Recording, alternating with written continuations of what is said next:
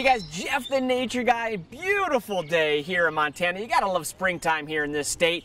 And with spring comes, you know what? Babies. And I want to introduce you to a couple babies we have living here on grounds of the zoo. And the fun thing is, they're wild. They're not part of the zoo.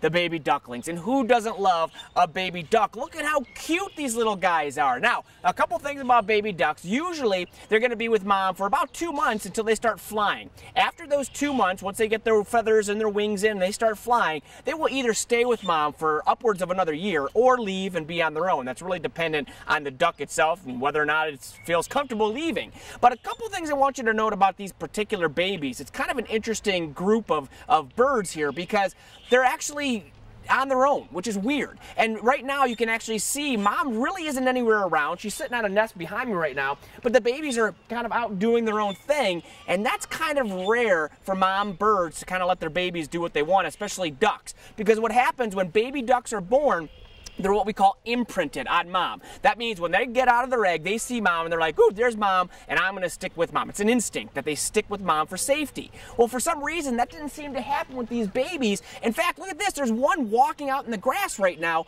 all by itself, hunting for its own food. Well, that's great for the baby that is able to find food on its own, but the problem is, baby ducks have a lot of predators. And you know we've talked about predators before. Basically that means there's a lot of things out here that want to eat that baby. So I'm a little scared that these babies might get eaten up pretty quick because mom's not doing a good job of protecting them.